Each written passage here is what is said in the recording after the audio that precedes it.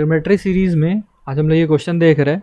NCERT book का ये question है, बहुत ही फेमस क्वेश्चन हुआ करता था पहले। बट देखो इस क्वेश्चन को कैसे सॉल्व करना है। आपको क्वेश्चन क्या दे रखा है कि साइन ए को कन्वर्ट करना है कॉट के टर्म्स में, ठीक है। इसको कॉट के टर्म्स में कन्वर्ट करना है। उसी तरीके से सेक को भी क्या किस में कन्वर्ट करना है, कॉट में, और टैन को भी कन्वर्ट करना है कॉट में, ठीक है। तो अब देखो सबसे इजी पार्ट इसमें टैन वाला है। क्यों? क्योंकि टैन को अगर सिर्फ कॉट के टर्म्स में लिखना हो तो आप ऐसा डायरेक्ट लिख सकते हो 1/cot A, ठीक है। फिर जब आप इसको चेंज करोगे यहाँ पर तो ये रेसिप्रोकल होके लास्ट में टैन ए ही आ जाएगा। तो बेसिकली आपने टैन को ऐसे लिख लिया, ठीक है। अब हम लोग यहाँ पर क्या करेंगे, साइन को कोशिश करेंगे चेंज करने की, ठीक है। तो आपने जो फॉर्मूला पढ़ रखा वो ये है कि cosec square theta minus cot square theta equal to 1, ठीक है। तो इस फॉर्मूला में पता चलता है कि कॉट और कोसेक का रिलेशन है फॉर्मूले में। तो हमें क्या करना है, साइन को ऐसा लिखना है कि या तो कॉट आ जाए या कोसेक आ जाए, ठीक है। तो देखो यहाँ से कैसे लिख रहे हैं कि साइन ए को आप ऐसे लिख सकते हो 1/कोसेक A, ठीक है। लेकिन सर यहाँ फॉर्मूले में ना स्क्वायर है, तो हमें तो स्क्वायर चाहिए। तो हमने क्या करा, एक जुगाड़ लगाया, इस पर रूट भी लगा लिया और स्क्वायर भी लगा लिया, ठीक है। क्यों? क्योंकि ये बात हमें पता है ना कि रूट अंडर अगर ए स्क्वायर हो तो ये ए ही आता। तो बेसिकली हमने कोसेक ए ही लिख रखा, इस तरीके से लिखा। तो इस तरीके से लिख सकते हैं। अब देखो ये वाला पार्ट जो है, अब इसको हम लोग क्या लिख लेंगे, इसको ऐसे लिख सकते हैं कोसेक स्क्वायर थीटा, यहाँ पर जो फॉर्मूला रखा था cosec square theta is equal to 1 + cot square theta, ठीक है। तो इसको हमने ऐसे लिख लिया यहाँ पर कोसेक स्क्वायर ए को root under 1 + cot square a, okay. तो आप देखोगे कि हमने साइन ए को ना सिर्फ कॉट के फॉर्मूले में चेंज कर लिया है। साइन ए हमारा क्या आया है, sine a is equal to 1/रूट under 1 + cot square a, okay. इसका मतलब कि ये वाला इसमें ट्रांसफॉर्म करेगा, ये वाला इसमें करेगा, और ये फिर साइन ए ही आ जाएगा। तो आप साइन ए को डायरेक्टली कॉट के टर्म्स में ऐसे लिख सकते हो, ठीक है। अब इसी तरीके से सेक ए वाला टर्म लिखना चाह रहे हैं, सेक ए। अब बात सोच के देखो सेक ए हम लोग कैसे लिखेंगे, ठीक है। सेक ए से ये चीज़ हम लोग कैसे लेकर आएंगे। तो आपने पढ़ रखा है सर सेक और टैन का फॉर्मूला होता है, ये चीज़ आपने पढ़ी होगी, sec square theta minus tan square theta is equal to 1, ये पढ़ रखा है, ठीक है। तो यहाँ से तो बहुत ईजी है ना, सेक थीटा निकालना।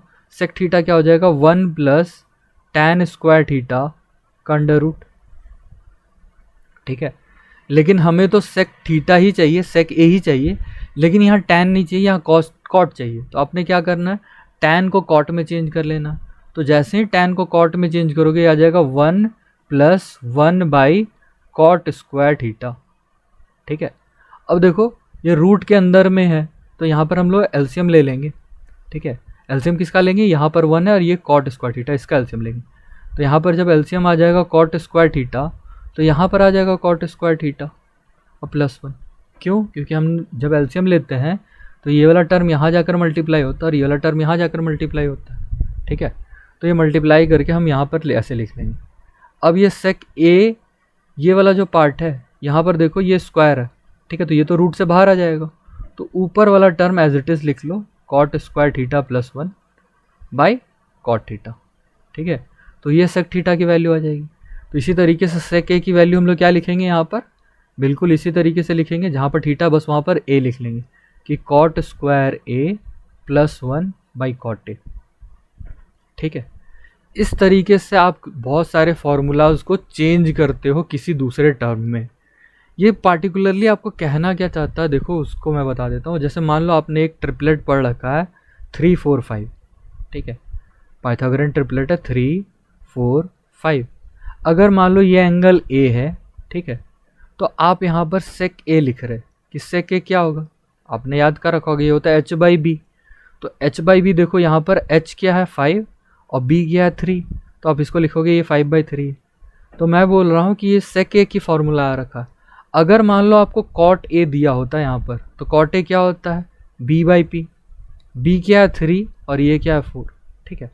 तो अगर मैं आपको बोलूँ कि आपको सिर्फ कॉट ए गिवन है, ठीक है, आपको क्या गिवन है, ये वाला पार्ट सिर्फ गिवन है, और आपको सेक के फाइंड करना। अभी तो आपके सामने लिख रखा है, मैं बोल रहा हूँ ये चीज़ अगर नहीं दी रहती, आपको ये दिया होता और ये फाइंड करना, तब देखो कैसे फाइंड कर दे।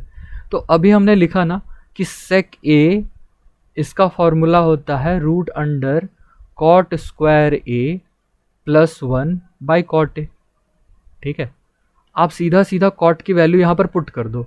अब देखो यहाँ पर जैसे पुट करोगे ये हो जाएगा रूट अंडर 3/4 का होल स्क्वायर प्लस 1 बाई 3/4।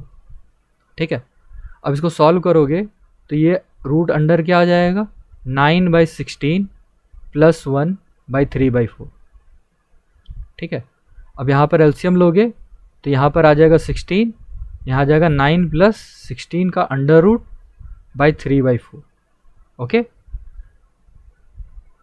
अब इसके बाद देखो यहाँ पर 9 प्लस 16 कितना हो जाएगा रूट अंडर 25/16 बाई 3/4।